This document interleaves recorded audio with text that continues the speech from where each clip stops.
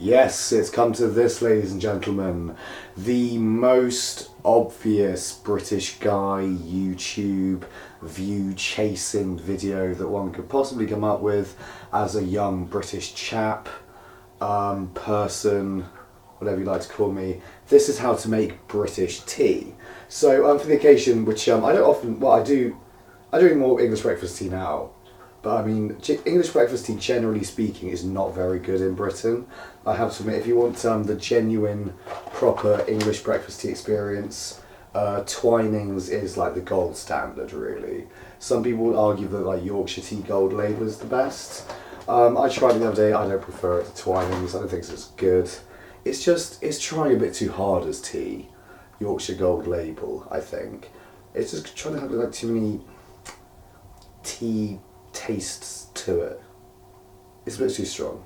It's just not nice. But like this is original English breakfast tea, and it is actually pretty damn nice, I have to say. So if you possibly can, yeah, I get Twinings. I have sugar in my tea. So very simply, all we're gonna do, and yes, the bag does go in first. It absolutely does not go in after the water ever. So I'm just getting like, that's about 3/4 of a spoon. I'll probably put another half a spoon in there. There's only a little glass that I'm using.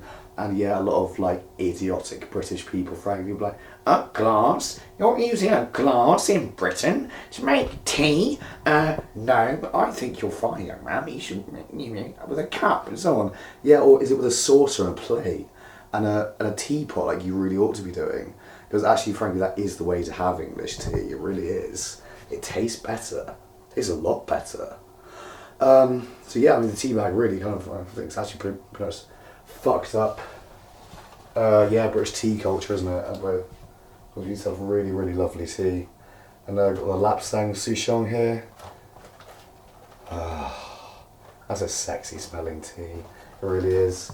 So what I'm going to do now is just stick the hot butter in the water. Yeah. Now get a load of this. This is also what you got to do. Yes.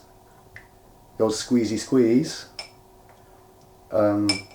This is to expedite the process of brewing, obviously. Otherwise we wait ages and ages for it to brew. This will still be hot in the glass. It will be roughly drinking temperature once I'm completely done with it. So we're ready to drink straight away. I'm about to do this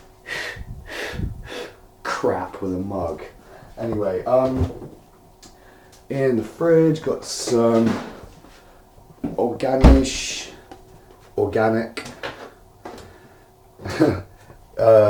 Tesco's semi-skimmed free orange milk, which is going out of date today, which I bought in the discount section of Tesco's. Going out today, 2 litres of milk. Or going out yesterday rather. And look how far through it I am. Tested how much milk I drink. But then I got it. And I thought, oh, this is going to be false economy, isn't it? Because it's 86p. But whereas that milk costs like £2.15 because it's organic, I thought I'm getting a really good deal here. But normal milk, semi-skimmed, costs £1.65. So I was like saving about 80p to have some milk, which I need to drink basically within the next 12 hours or so. Otherwise it's going to kill me. And I don't know if I've made the right choice or not. I have used most of it. I'll get like 4 or 5 cups of tea out of that and a bowl of muesli later on. So I'm not too worried about it.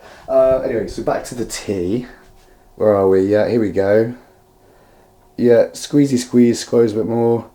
I might even leave that just like for a little bit longer because it's really, really easy to make tea. It's so piss easy. It's like a sort of, like a hot cocktail, isn't it? I suppose. Or a hot mocktail. It's cold. So out it goes, and quick into the bin, like that. It's a little like D'Artagnan little jump I did, but you didn't quite see it. And it just went straight in the bin. It was wonderful. Cheers, everybody. This is English tea, moha.